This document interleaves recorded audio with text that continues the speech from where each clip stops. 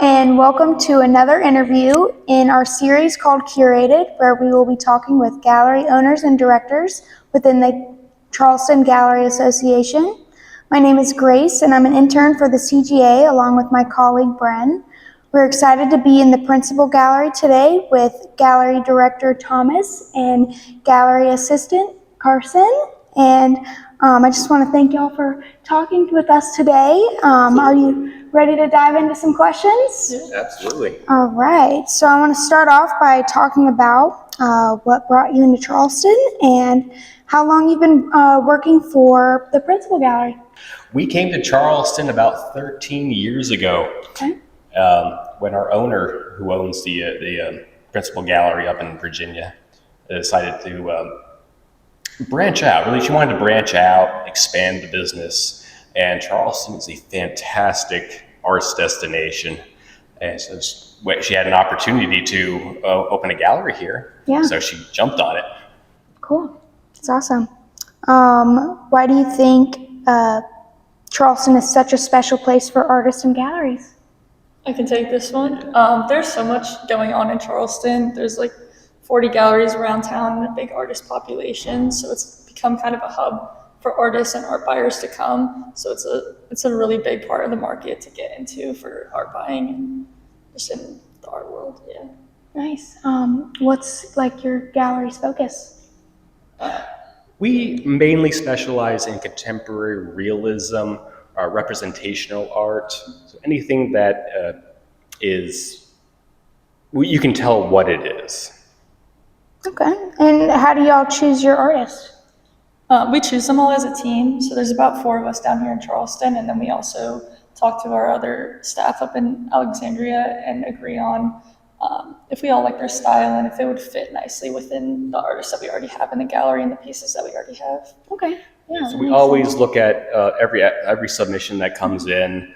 It always goes before our owner, ourselves, the staff up in Virginia. Gotcha. Which piece in the gallery has the best story behind it? All of our paintings have stories behind them, but a couple of artists who stick out to me are Andreas Clausen and Anna Whippich. They have very, very unique stories. They're also over in Europe. Andreas is in Germany and Anna is in Poland. Oh. And one painting that really sticks out to me is Creature. This painting right here has a lot of meaning behind it.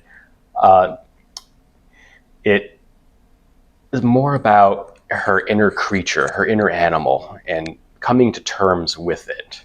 A lot of times when we think about our inner animal or inner creature, it comes with negative vibes, and she wants to just let people know that it's okay to come to terms with your inner animal, accept it with empathy, and let it out sometimes. I like that. What kind of themes or styles are y'all most drawn to right now? The ones I'm most drawn to right now are kind of the more abstracted and texturized paintings. So we have 2 artists that really focus in that heavy texture. So that's Lynn Bogus and Christy Younger. So our Christy Younger show is actually the one that is coming up. But they just have that physical texture coming off the painting that you can see. And I just think that it's a really nice touch. Yeah. That's awesome. How about you? If you need to think about it too, I think figurative work is really coming back into style. People are looking for it, or a little more than just your traditional portraits. They're looking for more of a narrative scene, a figure or a person doing something, a story being told. I gotcha. How do you decide which artist or pieces to showcase? So we rehang the gallery about once a month, and we try to rotate which artists are up and which artists are being featured, so everyone kind of gets a chance in the spotlight. We'll typically have a show in the front room every month, and that will be pre-planned, but the rest of the gallery, we try to group artists that look good together, so we have a couple pairings that we kind of hold to that, like, this artist looks really good next to this artist, these colors look good together, and just try to make it as most aesthetically pleasing as we can. I love that. we try to get every artist up as much as possible, so everyone gets as much wall time as possible. I gotcha. That makes sense. What's something super interesting that's happened to you while you were in the gallery? We have a couple of interesting little collector stories. Where We'd love to hear 'em. a few of our collectors, sometimes they're very unique in great, fantastic ways. But sometimes someone will come in and they'll just look at a few paintings and say, "I'll take this one, this one, this one, this one," and you're scrambling to grab like your notebook and like write down what paintings they're referring to. Yeah, that sounds rough. We like that. I bet. Yeah. What makes your gallery unique compared to others in Charleston? We mainly specialize in contemporary realism. So we really try to gear the gallery more towards mid-level to established artists. I think that's something that makes our gallery unique is the variety of work that we have. There's kind of something for everyone. We do have a variety of career level artists, so there are a few emerging artists that we try to kind of help out at the beginning of their career. We see they're going to go far, and then we have artists that have been around for a long time. Their name's already built up. Everyone kind of knows who they are, so it's kind of a little bit of everything for everyone. I gotcha. Do you have a piece in the gallery that you think visitors often overlook but deserves more attention? So I think anything by Gene Costanza is kind of overlooked but deserves a little bit more. He has a very unique style, similar to Scott Christensen, who is one of our more well-known artists. They actually, Gene studied under Scott, so they have a similar style, but I just think the way that he paints is very unique. And What's the style? I'd say It's an impressionist. Okay. Impressionism. Yeah, Scott's style is a little bit of a tighter impressionist than Gene's, and I like a little bit looser. I think it ties it in a little bit nicer, but Yeah. Everybody does get a lot of good attention in here. There aren't too many artists that get necessarily overlooked, but maybe I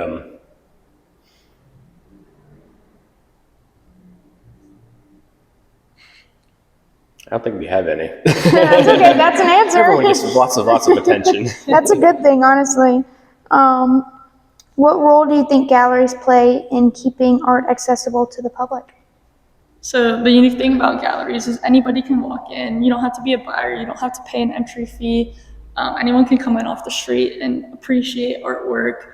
We're always here to help anyone, even if you're not here to buy something. If you ask a question, we'll answer it. We'll teach you more about art and give you the opportunity to kind of gain that education and learn a little bit more and get into it. And then maybe one day you will turn into a buyer or at least an appreciator of art. But I think it's a good stepping stone to kind of get into the art world and start to build an appreciation for it. Okay. You can bring your coffee in, you can bring your dog in. We're coffee friendly and dog friendly. Heck yeah. Bring your cat in too. I love that. What does art mean to you personally? It's a very good question.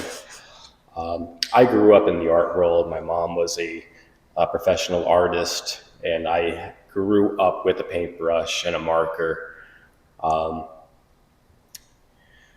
So it's been a lifelong aspect for me. Yeah, me as well. Art's kind of been my entire life. Throughout all of growing up, I'm an artist myself. I went to art school. I work in the gallery. I work for the gallery associations. Kind of like every aspect of my life has something to do with art. Yeah. I love that. Is there an experience or piece of advice that shaped your journey in the art world? I know these are deep questions. That's another tough question. If you need a second to think about it, for us, totally need it. For us, it's a lot of advice, a lot of snippets throughout our whole life through teachers, artists, our family members. That really, it was a lot of molding that happened over the course of our lives that really affected us and really led us to where we are today. Yeah. As one of the top galleries in the country. and working here and Yeah, amongst totally. with all of these fantastic artists. Yeah. Yeah.